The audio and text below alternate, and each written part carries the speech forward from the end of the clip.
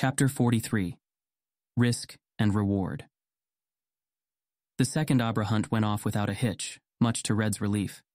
Blue was frustrated with the smaller haul, but Leaf pointed out that even after moving to a new location, the population of Abra in the area was largely depleted. On the plus side, they managed to catch more Pokemon while clearing the field ahead of time. An Oddish and Whismur for Red, a Buneary for Blue, and another Venonat for Leaf, which he traded to Blue for his Buneary. Their final count ended up higher than Red predicted. 13 Abra for Red, 14 for Leaf, and 16 for Blue, giving them a grand total of 32, 38, and 47 when combined with the first expedition. This means 31 sold wholesale from each of us after I keep one, right? Red says as he scans each Abra into his Pokédex. He has a roll of blank white stickers next to him, and puts one on each ball after jotting down a number so he can pair them with the ones in his notebook, where he records who caught them and each one's other metric. Seems unfair for you to just keep one, Leaf says, since it was your idea and all. Make it an even 30 each? Red hesitates, tempted. Even after their sales depressed the market, each Abra would still be worth hundreds.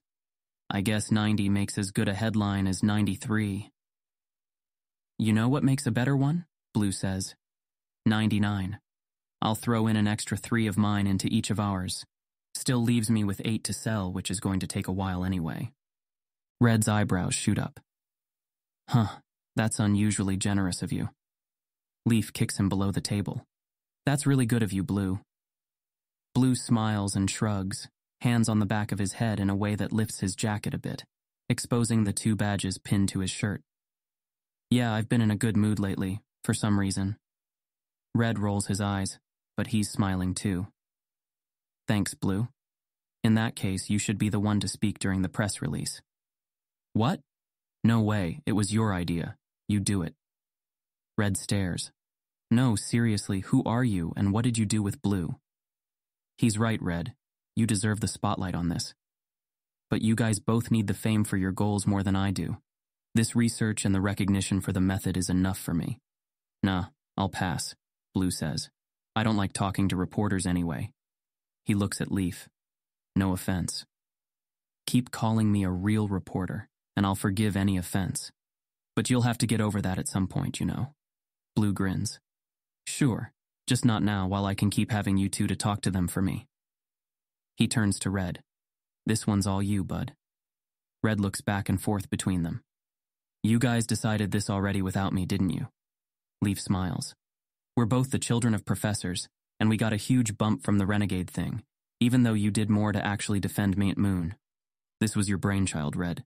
Take center stage for it. Red tries to think of something to say. Just take it, Future Red says. Our job will be hard enough as it is. Thanks, guys. Speaking of media attention, though, there's something else that might boost me. What's your plan for the next badge, Blue? Blue raises a brow. I figured I'd head down and get Sabrina's. Why? Wheel. He pulls the envelope with the tickets out of his pocket. How do you feel about going a bit farther south? Blue spends his last day in Cerulean saying goodbye to the various gym members and instructors he trained with. He enjoyed his time here more than the month he spent in Pewter, though that was probably because he didn't feel under as much pressure this time around. Mary congratulates him on his badge win and bemoans having to find a new training partner for her Totodile. It's gotten big and would soon evolve to be a match for Maturin again. Blue assures her that she'll probably get her badge soon anyway, and lets her know that if she chooses to head to Vermilion next, he'd be happy to train together again. The two part on good terms, which he's glad of. He spends his lunch at the gym's cafeteria with Amy, who just finished teaching a class. Where are you headed next? She asks. Thunder Badge. She whistles. With a Wartortle and Pidgeotto as 2 of your strongest? Wasn't my first choice, but I think I can swing it. My Shiftry will take point, and if my Shinx can evolve, I'll have 2 resistant Pokemon. All I need then is to visit Diglett Cave and grab a couple, and I should have a solid core. Amy rolls her eyes. Everyone who challenges Surge stops by Diglett Cave first, so I hope you have a better plan than that. I haven't fought him yet, but Donovan says he was tougher than Brock. Blue smiles. I'm actually planning on evolving my Shroomish by then too. I've seen how fast his Pokemon are, so I'll have some surprises in store for him. She snorts. Well, you beat Misty in half the time I did, so I'll try to reserve my skepticism. Appreciated. How's Donovan doing at the plateau? Last I saw he was still working his way through Victory Road. He's what, 6 wins up? Yeah, he's feeling pretty confident, but Reza hasn't lost a single match there yet, so he's pushing himself to train harder. Blue nods. Rivalries are rarely advertised on trainer feeds, but if he were Donovan, he'd feel pretty nervous about going up against the famous dragon tamer. Well, tell him I say hi. How long are you going to stay in Cerulean? I was originally planning to move on after I got my badge, but this city really speaks to me. Something about it makes me reluctant to leave. Blue raises his brow. Are you thinking of staying for good then? A lot of trainers give up on their league aspirations somewhere along the way, but Blue didn't think Amy was the type. You know, I'm not sure. She shakes her head and gives a little laugh. To be honest, I've been feeling a bit disheartened since you arrived. Blue looks up from his food. Me? Why? She leans forward, elbows on the table as her fork twirls in her noodles. Your run through the pewter matches was impressive, but you were clearly not a normal first badge challenger, and Brock slapped you down before you beat him. But then you came to Cerulean and hit the ground running, not only beating every single challenger, but doing it twice as fast as I did. You beat Misty with 3 Pokemon left. More like 2, Zephyr wasn't really in any condition to go back out. But Blue's been congratulated on it before, and he's not about to correct the record himself. He just shrugs. So? When I first met you in Viridian, you seemed like a hothead. Of course I expected you to be a good trainer, raised by the professor and all, but you're more than good. And honestly, it's a bit demoralizing. This is what, your 3rd month on your journey? 2.5, really, Blue says. Amy rolls her eyes and spreads her hands, fork held loosely in one. You see, it's ridiculous. For now, I'm a better trainer than you. For now, my Pokemon are stronger. But what about in another 2.5 months?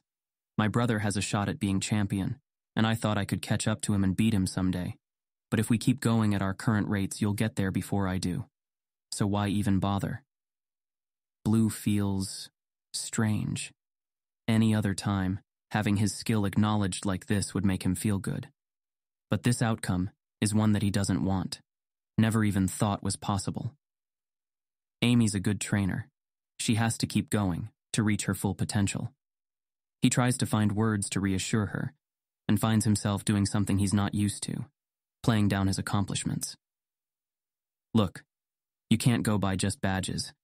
I have 2 already because Pewter and Cerulean are so close to each other. And I've been kind of lucky, my traveling partners. They're great. They've helped me a lot. Kind of lucky isn't how I'd describe someone who started with the resources and upbringing of an oak, she says, smiling. Blue feels indignation at that, but her next words distract him completely. But you're more than that. If I didn't know you better, I'd believe the rumors that you're using pre-trained Pokemon. What? That's bullshit. I know, Blue, calm down. I said if I didn't know better, right? Blue relaxes, still frowning. He makes an effort to smooth his features as he realizes that some others are glancing at their table. Is that what people are saying? She shrugs. A few, but no one I know that's fought or taught you. Take it as a compliment. Besides, that thing on the mountain took serious guts, so it's clear to anyone with eyes that you're something special. But that's the problem. When there are trainers like you going for champion, a lot of others realize that we're probably not going to make it. Something like horror makes Blue's skin run cold. Others? You mean you're not the only one thinking of giving up? Relatively speaking, if some 9-year-old you met today started their journey tomorrow and beat you next week, would you still go for champion? Blue thinks of his fan, Dennis. Would he be upset if the kid turned out to be some super prodigy, a new Giovanni who smashes Blue's accomplishments to pieces? Of course it would bother me, but I wouldn't give up. If anything, I'd work twice as hard. Besides, you must have known. I mean, not you specifically, but we all trainers in general. We can't all become champion. That's not the point. This isn't supposed to be happening. He's supposed to be inspiring people. We still have to push ourselves as far as we can, get stronger, learn about ourselves, and do what we can to help others, where we can. Even if we don't become champion, there are still other things we can accomplish, other dreams to fulfill. Sure, and I'm not saying I'm giving up on that necessarily, but when part of the motivation is that dream of reaching the top, it does take the wind out of the sails a bit, seeing the gap between ourselves and some others going for it. Blue stares at his food, heart thudding. Leading Indigo into a new era means more to him than just becoming champion. To do it, he needs people to believe in him, but he also needs them to be stronger, bolder. He needs them to push themselves to their limits, not give up and accept mediocrity just because they won't be the best there ever was, but because they want something better for themselves and are willing to fight for it. How can he do both at once? It has to be possible, right? Or is his dream just that, and he'll find himself alone at the top, with no one to lead? Don't stay, Amy. She's quiet for a moment, and he looks up to see her studying him curiously. Why not? He chews noodles to give himself time to find the words, and finally swallows. You're a good trainer, a great trainer. You can go farther than this. If you like Cerulean so much, at least challenge the league, then come back. Become its new second, or even leader. Her eyes narrow, though the edge of her lip curves slightly. I appreciate the compliment, but I've never seen you this complimentary. Why is it so important to you? And don't tell me I'm just that good. My ego is pretty solid despite what I said earlier. I'd be sad if I knew that my dream caused you to give up on yours. Well, that's sweet, but... Amy suddenly stops, cheeks coloring. Oh. Blue blinks, then glances over his shoulder in case she's looking at someone behind him. Are you okay? He asks before he lifts the last of his noodles to his mouth. Blue. I'm flattered, really. But... Blue chokes, and quickly coughs the trapped noodles out of his throat before washing them down with some water. I didn't mean anyone. I don't want anyone to give up on... It's just, you're only 11, and I'm not thinking... They're dreams. I'm turning 12 next week, but that's not...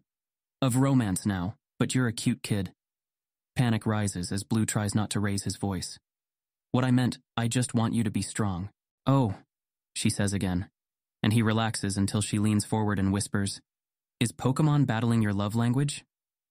Blue stands. Well, gotta go. He checks the time without seeing it. Thanks for all the help. Hope to see you around. Amy is grinning. You too, Blue. And don't worry, I won't stay long. Blue pauses. Yeah? Yeah. I figure I'll wait until my Poliwhirl evolves, then head to Pewter at least. See if I can get the Boulder Badge in less time than you did. Wouldn't surprise me in the least. And next time we meet, I won't have to hold back. He grins. I'm counting on it. If I'm going to become champion, I want to fight everyone I encounter for real at least once, to know for sure that I can beat them at their best. It's a date. Amy winks, then laughs as he sputters something, throws some money on the table, and flees. Here's the last 5. Psychic Ayani hands Red a trainer belt with all but the last slot filled. That's it, right? You haven't gone and caught more today? Red grins. Nope, that's it. He places the belt aside for later storage. Thanks again for all your help. Ayani worked overtime over the past couple days to test all the new Abra they caught. Red taps an amount out on his banking app and transfers it over to her. He's down to his last $100 from the Clefairy sales. He'll have to watch his money again until they can finalize the Abra deals. Ayane's phone chimes in her pocket to let her know the transfer went through, and she bows. You're quite welcome. I've never participated in research before, and wiping my memory of specific events so often was an interesting experience. When will I get to hear how it turned out? Hopefully soon. If the newest data matches the rest, I should finish writing my paper today. Then it's just a matter of getting a journal to look at it. Well, I look forward to finding out what it was all about and how you got so many Abra.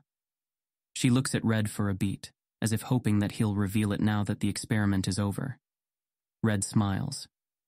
You'll find out the answer to that second part even sooner, if all goes well. Really? Ayani perks up, then her face falls. Ah, you mean you're going to announce it in some way? She sighs. I suppose some secrets are too good to keep. Would you keep it to yourself if it was yours?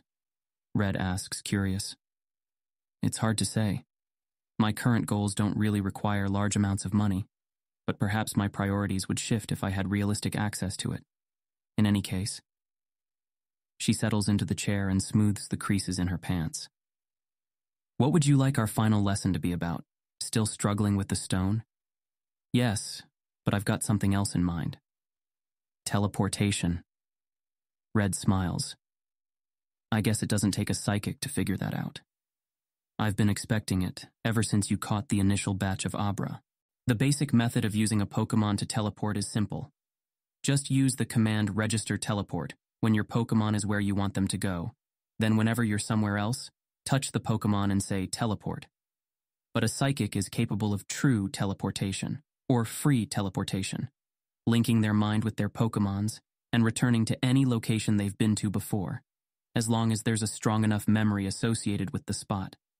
Some even think a strong enough psychic could go to places only their Pokémon has been to, but so far none have managed it. In any case, it's the most useful, practical advantage that nearly every psychic is capable of, and Red has been imagining the uses he could have for it ever since he discovered his gift. So, can you teach me in the time we have? Not fully, but I can give you the basics so that you can work on developing it along your journey. She gets to her feet. Let's go to the roof. We can use these for practice. She gestures to the 5 Abra she brought, and he slings the extra belt over his shoulder before following her out the door and toward the elevators. As you've probably picked up from various TV shows and movies, teleportation has to be done outside, she says along the way. Do you know why? I used to think it had to do with walls, that teleporting needs open space to move through, however quickly or invisibly, and walls or a roof might interfere with that. But what I read about it recently seemed to say that the Pokémon wouldn't be able to even register an area that's indoors as a teleport site in the first place. Ayani nods. Incidentally, both appear to be true. If you register a teleportation site in an open field, and someone builds a house there afterward, or even a shack, the Pokémon won't go. What about putting up just walls with no roof? Or 3 walls and a roof? Still no. Red frowns. That doesn't make sense, she finishes with him, and they both smile as they enter the elevator. I wonder, my precocious pupil, whether you will ever experience enough surprises that you stop expecting the world to make sense. Oh, I don't say it because I'm upset with the world. It's just my way of signaling confusion. So, does the direction matter? Like if I build 3 walls but leave the shack open to the east, then ask an Abra to teleport there from due east? Would that work? I don't recall that experiment being done. But a Pokémon can teleport from inside a building, so surely it cannot be a case of being simply unable to pass through walls. Good point. Still, worth trying to make sure. They reach the roof, which is occupied by a pair of trainers flying a Noctowl and a Fearow around in some kind of maneuver test. Red feels a stab of envy and grief. He still doesn't have a flying Pokémon, and the reminder of his lost Hoot-Hoot threatens to open a crack of grief in him. He focuses instead on early afternoon sunshine, warming his skin, and closes his eyes to take a deep breath. Then another. Ayani quietly waits for him to orient himself back into a more cheerful mental state. When he opens his eyes, mood placid again, Ayani is smiling. You've come a long way, Red. Red bows. I had a great teacher, and it was just a mild one this time. 2 things to be thankful for, then. She leads him to the teleport landing zone, and they find an LED pad with a blue circle on it. Go ahead and scan your trainer ID. Red does so, and the circle turns into a red X. Now, summon an Abra onto the pad and prepare yourself for the connection. Red takes an Abra from the belt over his shoulder, then puts the belt down on the roof. He's about to brace his arm, then decides he can use the accuracy in catching practice. But first, he purposefully stretches his mind into the false state of mental connection that brings his partition down. It's not nearly as strong as it used to be, so the sudden flood of grief and loneliness and fear doesn't provide as sharp a contrast. He focuses on his breathing again, imagining himself on the stone in the river, with the sun and wind against his face. The water is dark and violent, washing up against his legs as the memories of his father and the finality of death makes his heart pound and tears threaten. But on the next exhale, he forces himself to think of Bill and his goals. People are out there, fighting for life. He breathes in deep again, the pain laced with anger at his own helplessness, and on the exhale he reminds himself of Ayani's praise, of how much stronger he's gotten.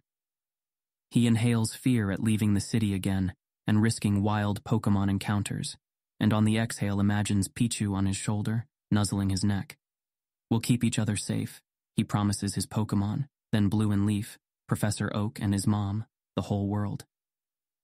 Together, we can work to keep everyone safe. Go, Abra! His Pokemon appears about where he wants it, and he manages to catch the ball on its return. Its mind instantly connects with his, and the real partition falls as their minds enmesh, drawing all his psychic power in feeding him his Pokemon's mood and senses. Red gasps, and a tear rolls down his cheek.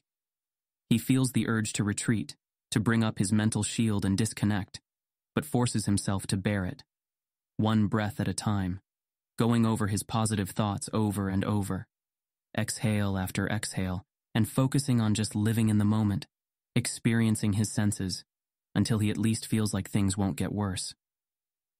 Well done, Ayan murmurs.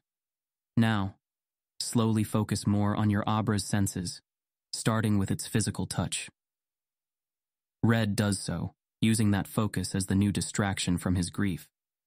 He feels the warm sun on his skin, the cool wind blowing his hair and against his ears. He feels a drop of sweat going down his neck as he sits on the warm, smooth platform. Wait, he's standing. The Abra is sitting while the sweat goes down his neck. Or is it the Abra's neck? A sudden rush of vertigo makes Red step back, then put both feet to the sides, steadying himself as he concentrates on nothing but the sensation of both their bodies. There's an itch on his ear, and he lifts his hand up to scratch it before realizing that it's the Abra's ear. The Abra's ears are also the ones feeling the wind on them, much more sharply than his. A moment later, the Abra raises its arm and scratches the itch, and Red feels vertigo again as they both lower their arms at the same time. He wonders vaguely how all this feels for the Abra. It's probably more used to it, and for far more different minds and bodies, considering some of the other Pokemon in its habitat. At least Red has arms and ears. Good, Red. Very good. Now as I'm talking, stop focusing on touch and begin focusing on sound. Focus on my voice until you can hear it through both sets of ears. By the end of the sentence, he's listening in stereo, once from close by and again from a bit farther, the sound distorted and meaningless. That's how Abra hears human language, Red thinks. So fascinated that for a moment, the swirl of dark emotions threatening to suck him in are totally muted. One of the trainers with the birds blows into their whistle, and he feels the Abra's ear flick up at the sharp sound, then its body twitch at the sound of the Pidgeotto's cry. He knows that if it were still wild, the Abra would have teleported away. All right, that's enough for now. Withdraw your mind, then open your eyes. Red begins withdrawing on his next exhale, until he finally feels grounded in himself again. He opens his eyes, then wipes at them, the wind cold against the tear tracks on his face. He feels the grief and loneliness ease as the partition finally rebuilds. That was amazing, he gasps, breathing hard at the usual post-psychic wobbliness in his mind. It's just a shadow of what he felt when he first met Ayani, however, and easily ignored as he smiles at his Abra. So, Ayani lowers herself to sit on the roof, legs crossed. Tell me what you experienced. Red does the same, then goes into as much detail as he can as he takes a berry out of his pocket and tosses it to his Abra, who snatches it out of the air with one claw and brings it to its snout. Ayan raises her brow when he describes the strength of the connection and nods when he explains the sense of vertigo. Even given your proximity to the Abra, your link is very thorough for your first time, as I suspected. But that physical confusion is why it takes so much practice to be a psychic trainer. You got very little of the Abra's thoughts or emotions, if any, because you were so grounded in your physical sensations, both as a method of concentration and to manage your particular handicap. That also made it a bit easier to tune into its body, but you missed a lot of the experience as a result. Really? Wow. To me, it felt incredibly rich. She smiles. Even the smallest of marvels is still a marvel, but tell me, did you feel the Abra's tail at all? Red blinks. He casts his memory back into the experience, to the feel of the warm rooftop under his, the Abra's, legs and rear. No. Was it raised up? No, it lay behind it, just as it does now. Why do you think you couldn't feel it? Because I don't have a tail? Because you don't know what having a tail feels like. Your mind is not used to processing that stimulus. This is why a psychic trainer requires hundreds of hours of practice just to begin to use their gift in battle. Your mind, your very brain itself, will change as a result of this process. The more time you spend in another Pokemon's mind, the more your brain will adapt to understanding stimuli unique to that Pokemon. The hair on Red's neck stands on end as he imagines his brain shifting and changing from what just happened. He knows he's being silly, that it's probably just growing extra cells and new connections. His hand rises to rub at the nape of his neck. Does that have side effects? Some. This is partially why learning amnesia will also be an integral part of your psychic skill set. Okay, yeah. Red lowers his hand and takes a deep breath. So, what do I do next? Your development of this skill will require prolonged immersion in the mind of the type of Pokemon you're training with. First, focus on the physical sensations, one at a time, then coupled, and so on, until you can fully inhabit either body at will, and then both together. Red tries to imagine feeling two bodies at the same time. And all the practice will prevent me from being overwhelmed by that, I take it. Yes. It's easier with Pokemon that are smaller and have simpler bodies, and even easier the more similar their anatomy is to yours. But the true difficulty is in the lack of guideposts. Only you can know if you are fully joined, and you must be wary of assuming you are prematurely. For example, there are more than just the traditionally identified 5 senses. You must also learn to feel pressure, pain, balance, motion, hunger, temperature, and so on. The more you can naturally inhabit the senses you are familiar with, the more you will become aware of the senses you are not. This can be an incredibly powerful tool, as many Pokemon experience the world in ways we do not, and borrowing their senses can often help you survive dangerous situations. Red is nearly giddy with excitement as he imagines the possibilities, but after a moment, he remembers what they came up here for in the first place. So, what does all this have to do with teleportation? Merging with the body and feeling the senses is the first step. Once that occurs, you will better be able to sense the Pokemon's moods and thoughts, and eventually, even its psychic connections. When you can fully inhabit a Pokemon's mind, as it registers a teleportation site, you will understand how to recall that experience. I believe this will be less difficult for you than others. Red nods. It sounds right up my alley. Ayani smiles and tucks some hair behind her ear as the wind blows it. I believe you will go far in this field, Red. More important than the particular strengths of your gift, your dedication and effort have been all a teacher could ask for. It has been a pleasure guiding you in the first steps of your journey. Red's heart sinks as he realizes that his time must almost be up, and that this would be goodbye. He gets to his feet, and she does the same. It's been an honor learning from you, Ayani-sensei. He bows. I don't know how I'm going to find someone to replace you. Ayani smiles and bows back. I think you'll manage. And if you ever pass through Saffron City, be sure to request a meeting with Leader Sabrina. If anyone in Kanto will know what to make of your unique mental shield, it's she. Leaf spent most of her final day in Cerulean monitoring the comments on her new article, and occasionally responding to them, or private messages. A pop science website of middling fame offered her the most for it, and she's happy with the reception it's getting. Her following continues to grow, slowly but steadily, until she has about as many as the average 4-badge trainer. It feels good having the article done and out there, so she can focus on the next thing. Laura was right. It's better to move from one project to the next and follow what interests her. And luckily, She doesn't even have to search for a new article idea. The SS Anne ticket is going to open a whole new world of topics for her to write on, and she can't wait to start looking into them. Still, Leaf can't shake the lingering questions she has about the renegade's murder. While she lets Professor Oak look into it from his end, she figures there's no harm in reaching out to Zoe and seeing if there's anything else she learned. Leaf doesn't want to get scooped, but maybe she can point Zoe in another direction and see if they can both get a story out of it, if it turns out to be something sinister after all. Unfortunately, Leaf can't seem to get in contact with the reporter. All her calls go unanswered, her messages unreturned.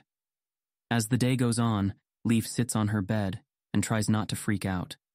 Maybe she's really busy, or irritated with Leaf and ignoring her, or somewhere without internet access. Not poisoned to death the way Utah was, surely. That's just her being paranoid, right? But if she's not being paranoid in believing that an unknown psychic dug around in her head, it seems sensible to be even more paranoid about what they might have gotten out of her. After confirming that Zoe hasn't published anything or done any interviews in the past few days, Leaf finally tries checking in with the news sites and organizations Zoe most often works with, in case any of them know where she is or have heard from her recently. When that doesn't work, Leaf finally just finds her address from their correspondence and heads out of the trainer house, summoning Bulbasaur to accompany her. The sun is starting to set, and she enjoys walking through the crowds of pedestrians and tourists going in and out of brightly lit stores as she makes her way through the city. She'll have to remember to ask the others if they want to grab dinner together tonight, so they can all enjoy the city one last time before they hit the road.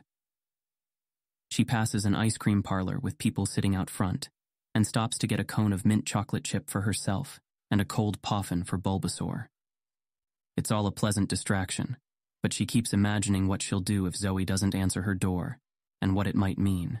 When she finally arrives at the apartment building, she types in Zoe's apartment number and waits for her to pick up. The ringing eventually ends without answer, however, and Leaf bites her lower lip, wondering what to do now.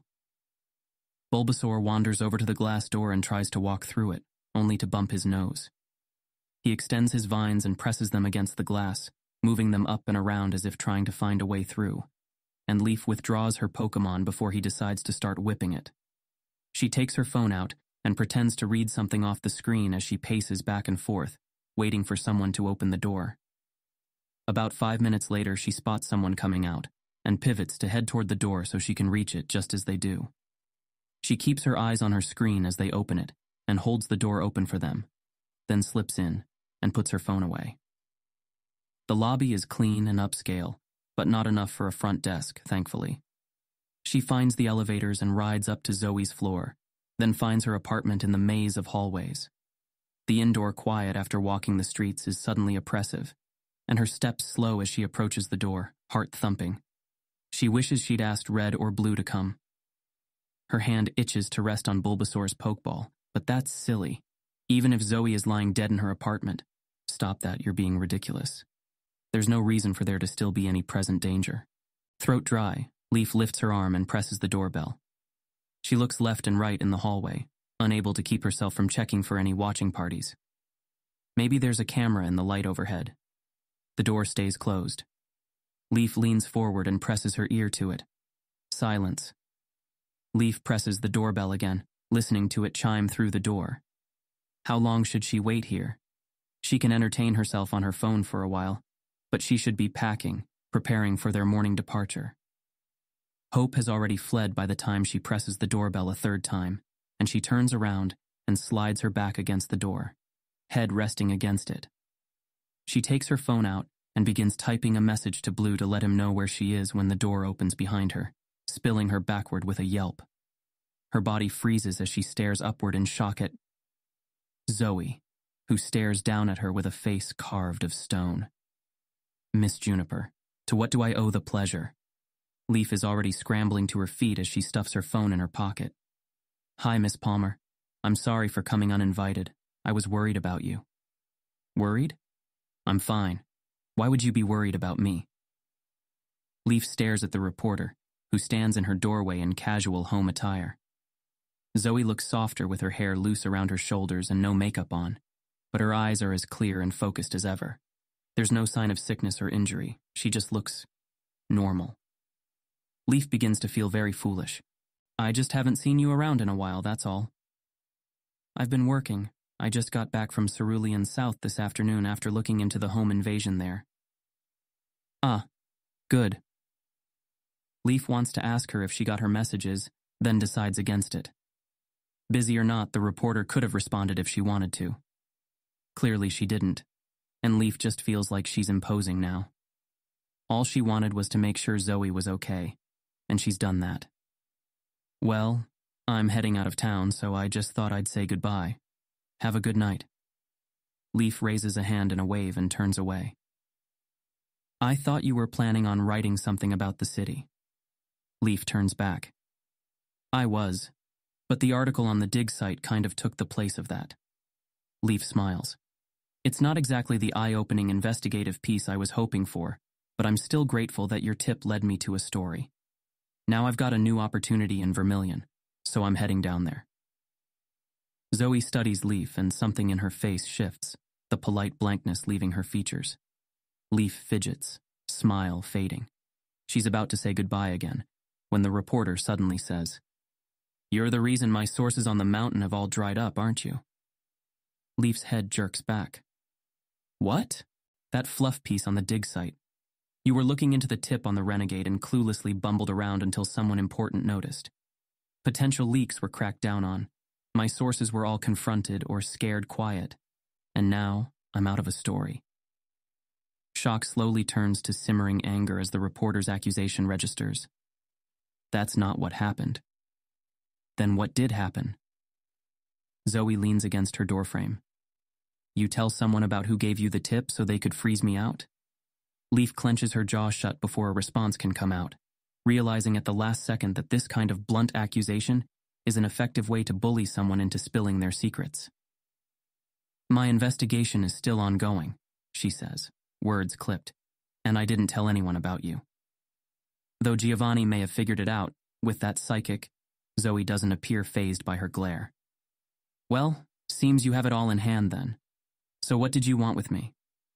I told you to say goodbye. I don't know why I bothered. See ya. You said you were worried about me before, Zoe says as Leaf turns away again. Why? Did something happen? Were you threatened? Leaf should just start walking. She knows she should, but anger makes her look over her shoulder. Why would someone threaten me? I was just cluelessly bumbling around. Zoe passes a hand over her eyes, fingers massaging her temples. Look, I'm sorry I said that. I've had a frustrating week, and I blamed you. I can be a bitch when I lose a story I've spent a lot of time on. Zoe steps back and holds the door open. Come inside. Let's talk about it. Maybe we can work together to figure out what happened. Guilt rises to war with Leaf's anger. Even if Giovanni didn't explicitly figure out about Zoe from Leaf, her investigation did probably lead to the reporter losing her sources, through no fault of her own. But the apology does little to soothe her pride, especially when she knows Zoe is just hungry to get back on the story again. If your sources aren't talking to you anymore, we don't have anything to discuss. And I really do have to leave Cerulean. Thanks for the interview and tips. Leaf forces herself to head for the elevators. Wait, Juniper? You're in over your head. Leaf. Leaf rounds the corner without looking back. Red's last night in Cerulean feels bittersweet. Pewter had a relaxing calm to it, and a growing restlessness made leaving exciting, but Cerulean feels beautiful and vibrant and safe. Leaving that safety has extra impact. Where before he was eager to continue his journey, make new discoveries and catch new Pokemon, it's the dangers of the road that keep Red occupied now. The more he thinks about it, the more he thinks he was lucky to survive the fire in Viridian and the Paras rampage on Mount Moon. And surely someday his luck would run out. After his conversation with Bill, the chance at a real safeguard against death makes the fear of risking it that much worse. As the anxiety rises, however, he reminds himself of the second day of their journey, when he met Donovan's Skarmory on the rooftop. He was paralyzed by fear then, but his priorities helped him get past it. And those priorities haven't changed. Learn about Pokemon, become a good trainer, help people, gain fame, funds, so he could someday be a professor with his own lab to help discover the origin of Pokemon species. And he's on his way with each of them, made more progress than he would have imagined when he started out. But all that stops if he lets the knowledge of Bill's potential solution to immortality make him fear death even more. As he and Leaf decided after they met the reclusive inventor, the wide view should only motivate them to work harder. Such are Red's thoughts as he makes his final trip around the city with Blue and Leaf. They do some last-minute shopping and enjoy a post-apocalyptic movie where some mythical Pokemon awakens from the depths of the planet and sends an electromagnetic pulse through the atmosphere, shutting down all technology and returning humanity to the Dark Ages. Afterward, they enjoy one last meal at their favorite teppanyaki grill, then head back to the trainer house. Along the way, Red only half listens to Blue and Leaf argue over the movie protagonist's decision to give up on people in outlying towns so he could focus on just saving those in his, and uses the rest of his attention to reach out with his psychic abilities to sense the minds of those they pass by. Entering a meditative state and increasing his inner awareness is easy for him to do now, even while walking. But the sensation of the other minds is a confusing mess. He feels them in echoed reflections upon his own mental landscape, as if his mind is a core of immediate emotions, with others only touching the edges and imprinting briefly on it. As soon as he identifies the abstract sensation, he tries metaphors out until he finds one that fits. His mind as a deep lake, with dark depths of depression lying mostly out of sight, buried for now under some happiness and companionship, and above them at the very top, a calm and curious surface. But that surface isn't quite placid. Dozens of raindrops plink down and send out ripples. Raindrops of excitement, joy, annoyance, pleasure, worry, and more. Except raindrops isn't right. Raindrops are intermittent. These are continuous like thin streams, but they feel intermittent because my attention can't hold them all at once, and most of them are moving all around me. Until over time he can isolate the feelings of Leaf, who's consistent in clarity and strength. Her stream falls with more force than the other raindrops, and spreads its ripples farther and with more effect. Blue, of course, emits nothing that Red can detect, while the rest of his mind lake is peppered chaotically by the drops of everyone around them, like small, quick rain clouds zipping overhead, a blur that he can barely distinguish from his own emotions when he... Red? Red blinks. They're in the trainer house lobby, between the elevators. He turns and sees Blue and Leaf staring at him. Sorry, he tells Leaf. Zoned out a bit. She smiles. Was just saying goodnight. Right. Hope you sleep well and see you tomorrow. You too. Sweet dreams. She waves and enters the elevator to the girls' rooms. A moment later, the other elevator opens, and Blue and Red step in and head to their room. I know we have an early morning, but I'm not really tired yet, Blue says as he sits on his bed and starts to take off his shoes. Well, hang on. I'm actually not either. Want to go downstairs and have a match first? Blue blinks. What, really? He grins. You're asking me to train for once? He gets up, grabs his bag, and slings an arm around Red's shoulder as he heads for the training rooms. My dear Red, I thought you'd never ask.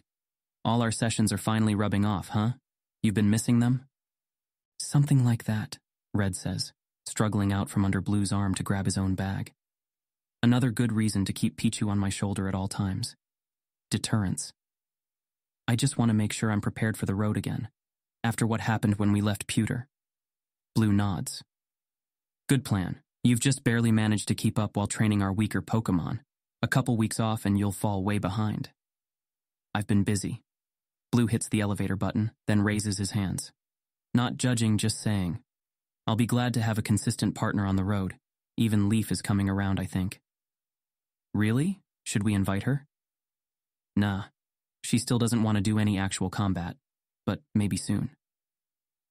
They reach a standard battle room and go to either side of the arena sketched out on the floor. Actual combat sounds good. I want some Pokemon to evolve soon, Red says, unhooking his starter's ball. So give me your best shot. Blue raises a brow. You sure? Because my best shot is Kamuri or Maturin, which is fine by me since I need to practice reining them in better. I'm sure. Make it Maturin. All right then. I'll stick to her least damaging moves. So what's a fair matchup for me, given that? Blue crosses his arms and cocks his head to the side. Ask yourself that. Who do you think you can beat her with if you use a minimum amount of Pokémon? Red kneels down and opens his bag as he considers, taking out the extra Pokémon that he doesn't carry on his belt. He mentally goes over all he knows of Blue's Wartortle from their matches together, and the battles he watched against Araya and Misty. Maturin's tough shell means his Nidorann's attacks would be less effective than he'd like, and she has Ice Beam, which means his Bellsprout and his new Oddish won't last long in a straight fight. Pichu is fast enough to get at least one strong hit in, but is so frail that a single return attack would make Red fear for his safety, even without a super effective attack. Brute Force could work. Just keep throwing attacks out until he wears Maturin down. But he'd rather win with a strategy in mind, and as he considers his Spinarak and Charmander, an idea comes to mind. Psychic and ghost attacks work by strange rules. Some need line of sight, others work like projectiles, or area of effect attacks. Nightshade emits a mental attack in a cone, affecting anyone in its path.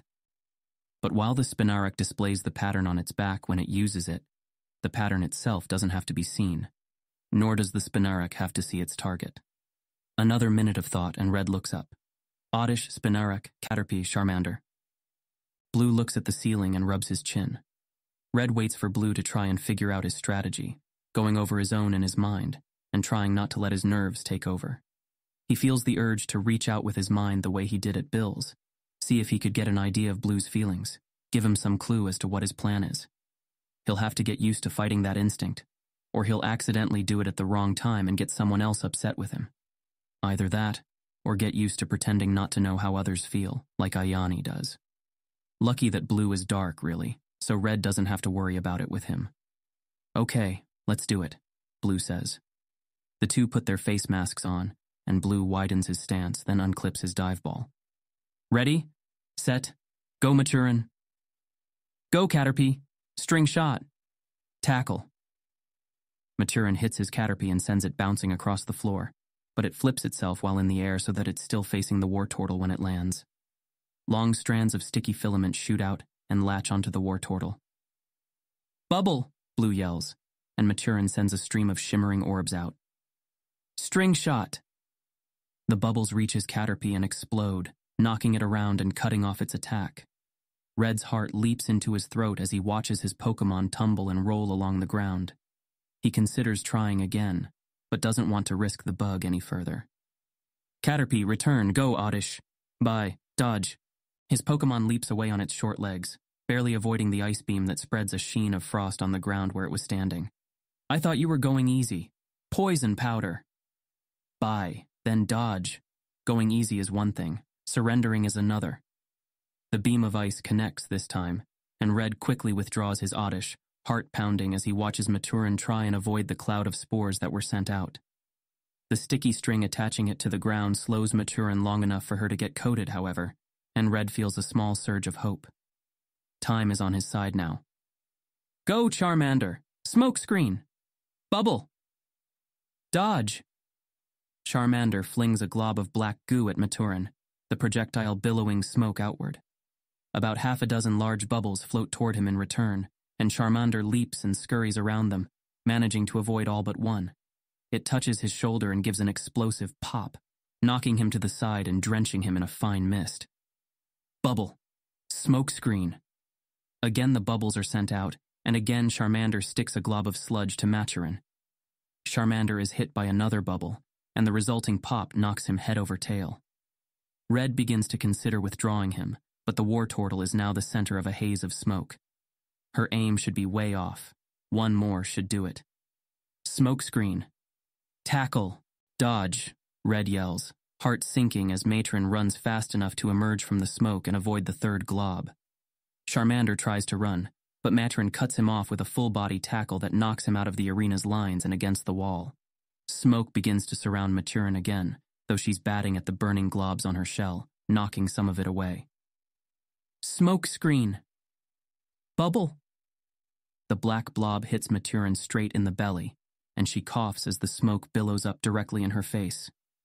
The bubbles go wide this time, and Blue yells, tackle, again. Dodge!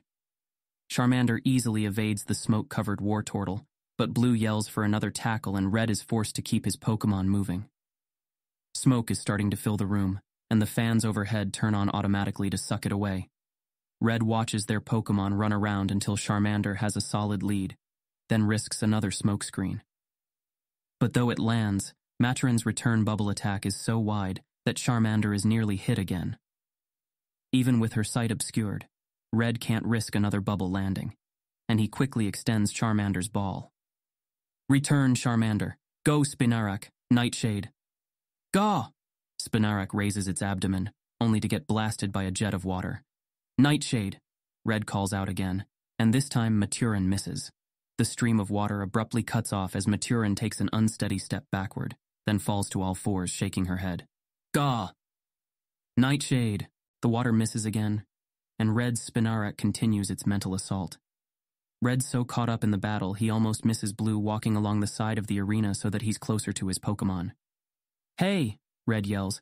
Stop, you'll get caught up in the attack. Blue ignores him, face completely calm as he keeps moving until he's directly behind his Pokémon from Spinarak's position, and Maturin is right between them. Gah! Maturin shoots water again, and this time it nails Spinarak directly, knocking Red's Pokémon back into the side. Oh, bullshit, Red mutters. Did Blue just... Nightshade. Gah! Maturin shakes her head again, water dripping from her mouth as the mental attack hits her, and Red can see Blue flinch. But his dark nature protects him. Sure, now he's okay with being hit by it. And he steps to the side to line Maturin up between him and Spinarak's new position again. Gah! Maturin shoots straight out, and though some of it strikes the ground in front of Spinarak, the rest hits Red's Pokémon again. His fists clench. I was right, he can aim her by his position. Still, the poison and mental attacks combined should be wearing Maturin down. He just has to wait a little longer. Nightshade. Gah! The two Pokémon continue to exchange attacks, and Blue keeps shifting his position to ensure that Maturin can aim through the smoke around her. She still occasionally shoots the water too high or low, but enough hit for Red to see his Spinarak visibly weakening, its movement slowing down until it can barely raise its abdomen. To make things worse, the same smoke that lowers Maturin's accuracy makes it hard to judge its health. Blue is familiar with his Pokémon, and probably has an internal clock ticking down.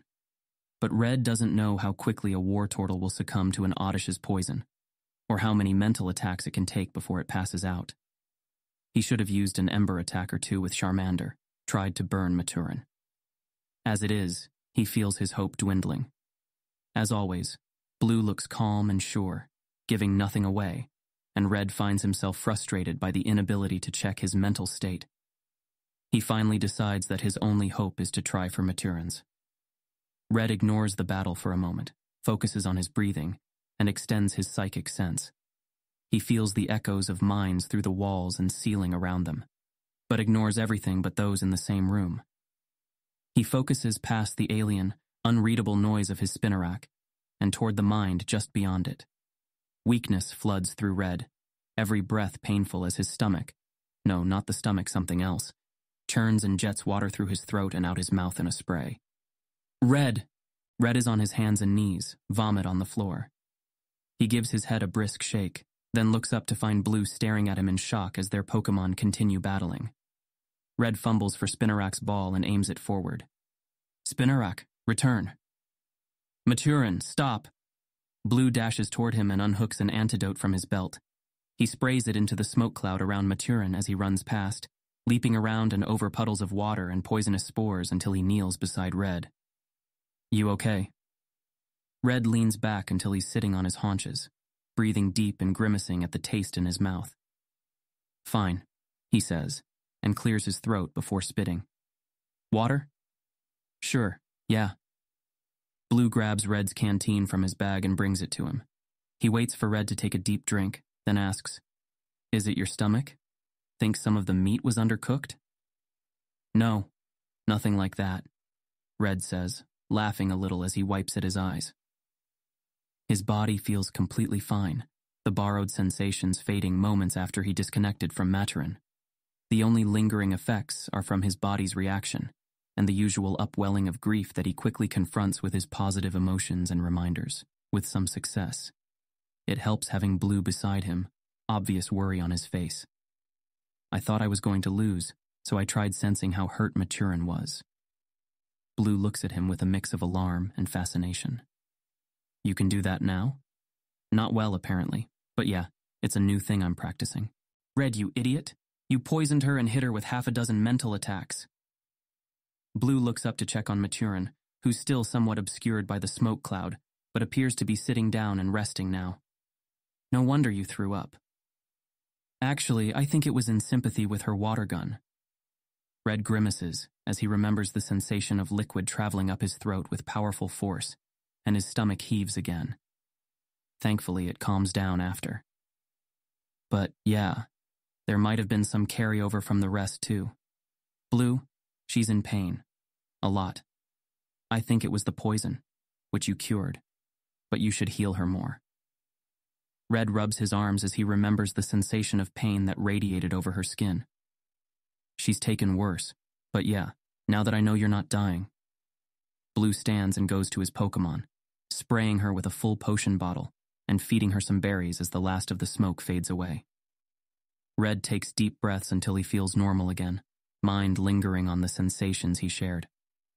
It's one thing to see how badly hurt Pokemon get, and another to feel it, especially for effects that aren't visible.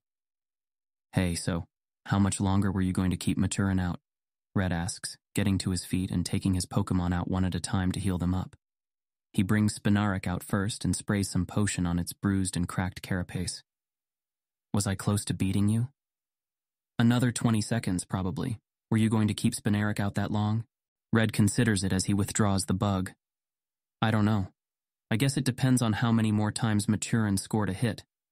I'd like to think I'd have won if I stuck to it, but maybe not. I only tried using my G, the psychic thing, because I was desperate. Red almost called his powers his gift, a phrase that always struck him as pretentious before he started training with Ayane. It still seems that way now, but he's clearly more used to it. Still, he'd rather not use the phrase in front of Blue. He doesn't know how jealous his friend might still be, and would rather not risk rubbing it in. You know what your problem is? Blue takes a spray and a towel from his bag and starts cleaning Maturin's shell. You don't take enough risks. Your plan was good, but you had a lot of chances to lock that up earlier. If you kept your Caterpie out for another string shot, or let Charmander fire off a couple embers, Caterpie could have probably stayed out a bit longer, Red admits as he sends his Charmander out. The fire lizard looks around frantically until it finds Maturin, but a quick command brings it out of battle mode. Once it's relaxed, Red takes his towel out too and begins drying him off between a few sprays of potion. But I was worried about Charmander. I regretted not attacking with him too, but I didn't want to risk him getting hit with another bubble. And he accomplished his objective anyway. You're focusing too much on your strategy. Tactics have to adapt in the middle of battle, and you need to grab every advantage you see. Let your Pokemon fight as long as they can. That's what potions and Pokemon centers are for. I told you I was going easy anyway, remember? Red frowns at the idea of purposefully fighting his Pokemon until they pass out, especially after feeling what Maturin did for just a few seconds. But Blue is right that Red would have probably won if he let his Pokemon fight longer, and he needs to get used to letting his Pokemon take the same risks they will in the wild. You're right.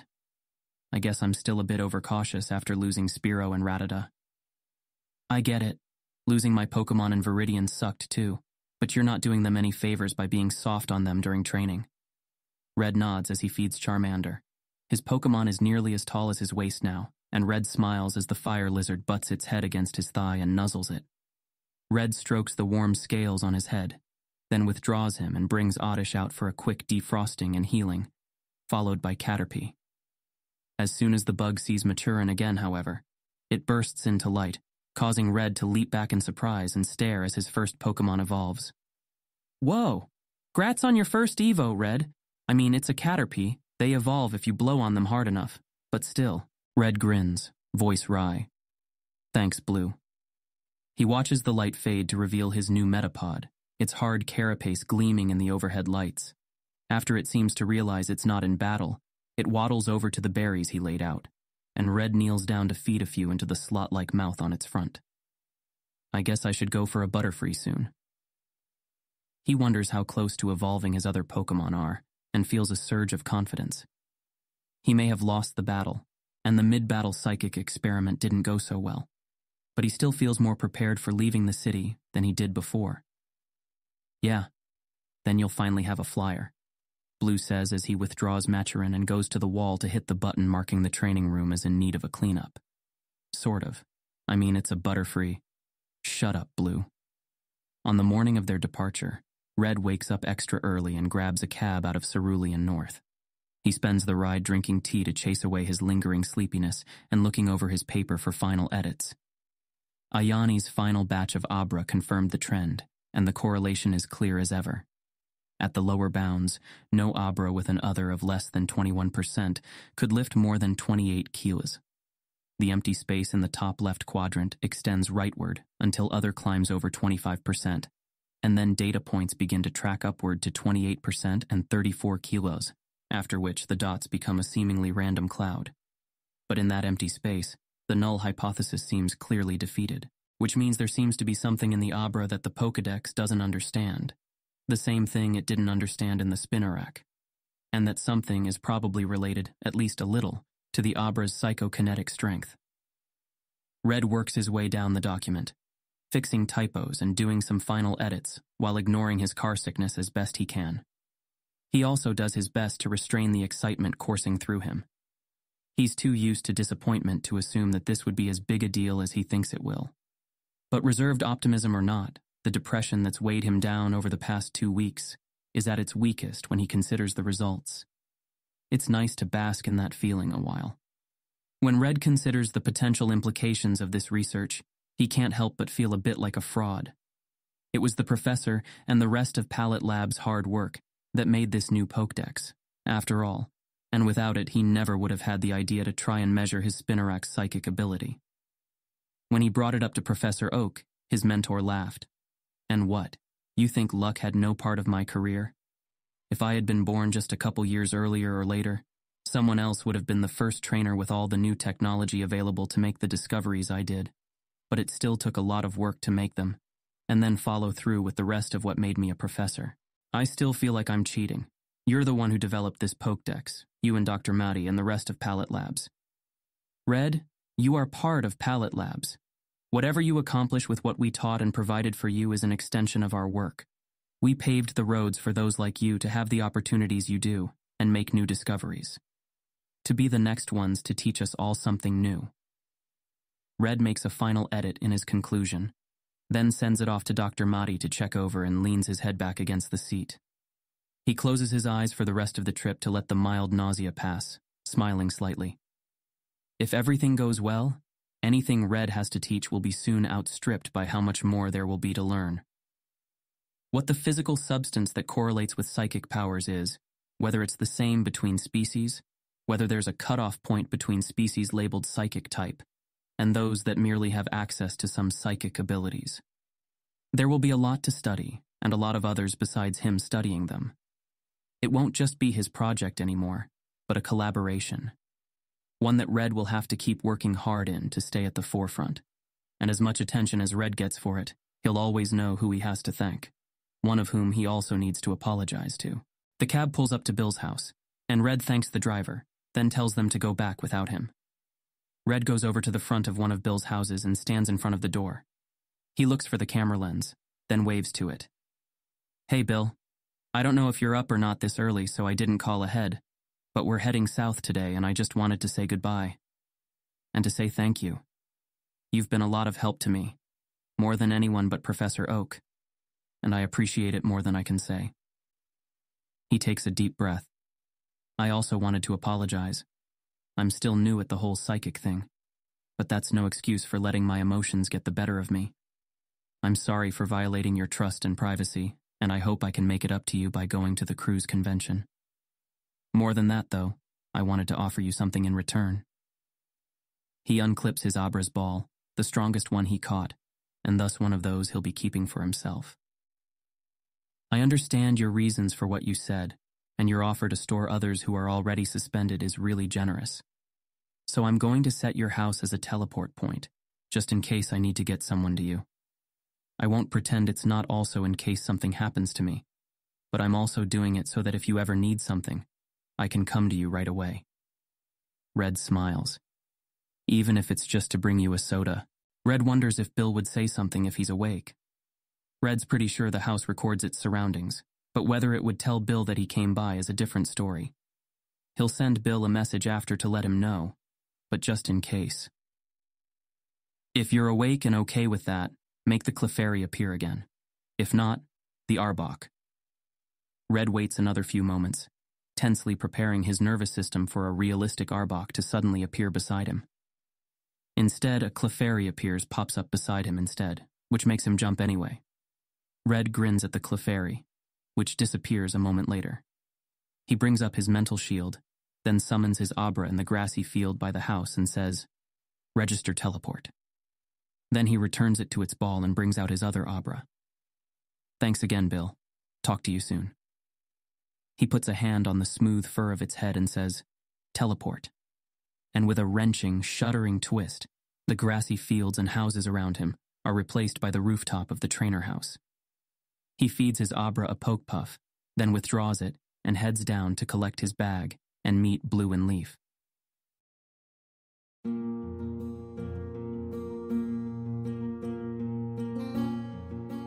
This has been an AI reading of the Pokemon fanfic, Pokemon: The Origin of Species, written by Daystar Eld. If you enjoy this work, please visit patreon.com/daystareld, where you can support the author. Additionally, if you enjoyed this podcast and wish to help support the creation of others like it, you can visit patreon.com/askwhocastsai, where we are releasing episodes 4 weeks in advance of the regular feed. Thanks for listening.